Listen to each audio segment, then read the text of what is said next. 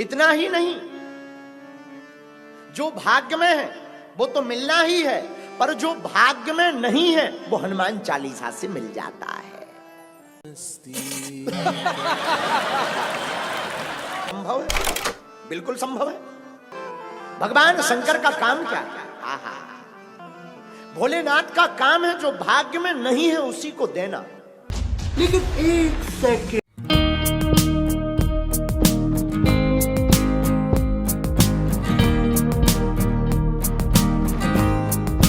पाक दिल से सच्ची श्रद्धा से प्रणाम करो, नम्रता से। देखो, प्रणाम का उद्देश्य क्या है? आपको विनम्र बनाने के लिए कि इंसान में अभिमान ना रहे, और जब तक अभिमान रहेगा भगवान प्रसन्न नहीं हो सकता। और जैसे रावण ने जो साधना भक्ति की, पुण्यात्माओं आप तो लाख जन्म नहीं कर सकते, इतनी कुर्बानी यहां से काट के चढ़ा दिया, लेकिन एक त्रुटि रही, उसने अभिमान नहीं गया, और वो अभिमान उसको खा गया, लेकर डूब गया। कुल का नाश कराया, अपना नाश कराया, भक्ति नाश करा लिया। तो सबसे पहले अपने भगत के अंदर आधीनी होनी चाहिए। एक प्रमाण बताया है परमात्मा ने, एक उदाहरण दिया है। एक अजाजील नाम का भक्त था, साधक था। अब जैसा हमने गुरु मिलते हैं, हम उन गुरुओं को कंप्लीट मान के, संपूर्ण मान के उसके आदेश का पालन कर लेते हैं। जीव की तो इतना ही काम होता है श्रद्धालु का। अब इन्होंने क्या कर रखा है कि राम नाम की गाड़ी की ब्रेन में टिक रखी है। किसी ने एक पहिया ले रखा है, व्हील, उसको घुमा रखा है, जाइए राम नाम की गाड़ी, तुम भी दिखाओ इसको। किसी ने एक स्टीयरिंग ले रखा कि राम नाम की गाड़ी है। अब जैसे कोई हवन करते फिरते हैं, कहते यह भक्ति है।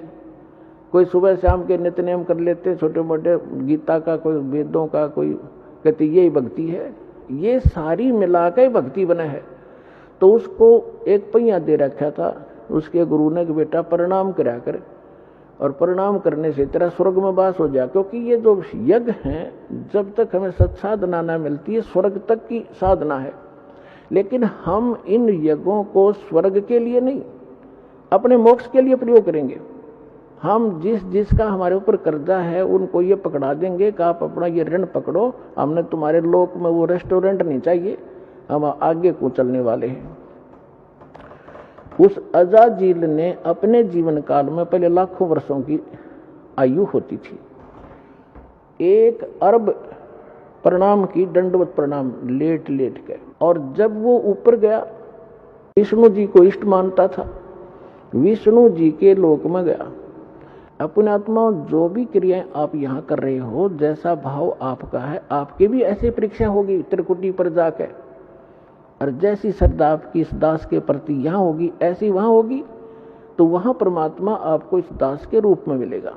तो अजाजील नाम का वो श्रद्धालु जब प्रणाम करता था, प्रणाम यज्ञ किया करता था, उसमें इतनी भक्ति, उस स्तर की जो स्वर्ग तक जाने की और वहां पर पद पोस्ट पाने की, इस प्रणाम यज्ञ से इतना संग्रह हो गया उसकी भक्ति कि विष्णु जी के लोक में जब गया तो विष्णु जी ने कहा कि भाई बहुत ज्यादा भक्ति की तूने, यानी बहुत अच्छी साधना की बच्चा। साधना के अंदर ये सारा कुछ आ जाता है। तो उसने कहा जी हाँ, साधना खूब की, 11 अरब बंदगी कर रखी है मैंने। तो विष्णु जी ने कहा कि अभी तेरे अंदर तो बड़ी सिद्धि भी आ गई है। अच्छा जी, हाँ, एक बच्चा बना दे, एक लड़का उत्पन्न कर। तो उसने कहा जी कैसे करूं, मुझे तो पता नहीं। तो भगवान ने कहा, विष्णु जी ने, कि ये कह दे कि नर भव। उसने ऐसे कह दिया नर भव। एक जवान लड़का सामने खड़ा हो गया। तो भगवान विष्णु ने कहा कि ये तेरे वचन से उत्पन्न है और ये तेरा पुत्र हो गया, वचन का पुत्र हो गया। बोला अच्छा ठीक है, और खुश हो गया कि देख मेरे में कितनी शक्ति होगी। जैसे हम सुना करते थे कि वाल्मीकि जी ने, जब सीता गर्भवती थी सीता जी, और वो निकाल दी थी भगवान रामचंद्र जी ने, वाल्मीकि जी के आश्रम में गई थी, और वाल्मीकि जी, उसके एक लड़का उत्पन्न हुआ था, लव, उसका नाम रख दिया। फिर काफी लंबी कहानी तो आपने सब ने पता है। फिर वाल्मीकि जी ने एक लड़का कुश से बना दिया था अपने वचन से। आज के युग में तो ये लोग मानने को तैयार नहीं, क्योंकि साइंस खा गई इनके बुद्धि ने, अध्यात्म वाली बुद्धि ने, लेकिन वो सही था। अब वो जितनी बैटरी चार्ज की थी वो उतना थोड़ा बहुत कर सकते हैं। तो उसे भगवान या मोक्ष, भगवान नहीं बन गए वो और मोक्ष नहीं हुआ उनका। तो वहां जब वो लड़का हुआ तो बड़ा खुश हुआ कि स्वर्ग में मेरा एक पुत्र हो गया, यहाँ इसके साथ रहा करूंगा। फिर भगवान विष्णु ने कहा कि अजाजिल इसको प्रणाम कर, दंडवत। अब वो तो उसका तो गेम में यही था, इसी मैच के कारण, गेम के कारण तो यूं इस पद पर पहुंचा था। तो उसने बोला ना करूं इसको।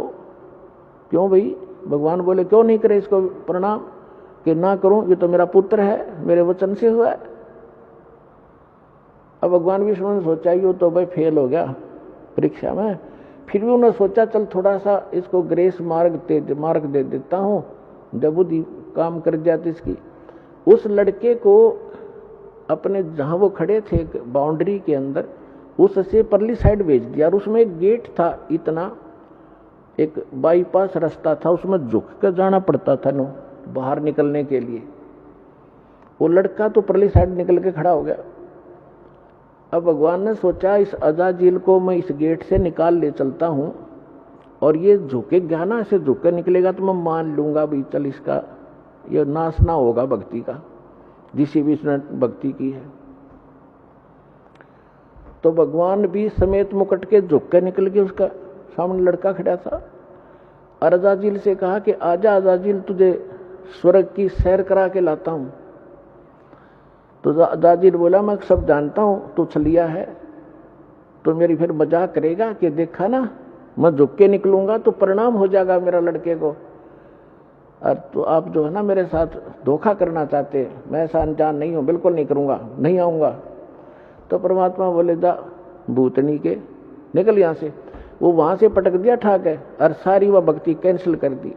कहते हैं बेअदबी भावनी साहिब के ताही अजाजिल की बंदगी पलमा ही भाई। जब प्रणाम कर रहा है और जिस उद्देश्य को लेकर करा, फिर वो अकड़नियों की नो खाक तो नहीं वो साधना की, क्या रिहर्सल किया। तो पुण्यात्माओं, ये जो रिहर्सल आपसे कराई जाती है, कहते हैं जय गोपाल दंडवत कर और पैरा पड़ प्रणाम, दुआ करो दिल पाक से, असला असली इस्लाम। तो इस प्रकार आपको यहाँ जो रिहर्सल कराई जाती है, जो ज्ञान दिया जाता है, ये आपके इस भक्ति रूपी सफर में कदम कदम पर आपका काम आओगा। और ये प्लस और माइनस, ये फॉल पॉइंट आपको बताए जाते हैं ताकि आप इस भक्ति को नाश ना कर लो। कहते हैं जैसे माता गर्भ को, जैसे माता गर्भ को रखे यत्न बनाए, ठेस लगे ते क्षण होवे तेरी ऐसे भक्ति जावे। आए है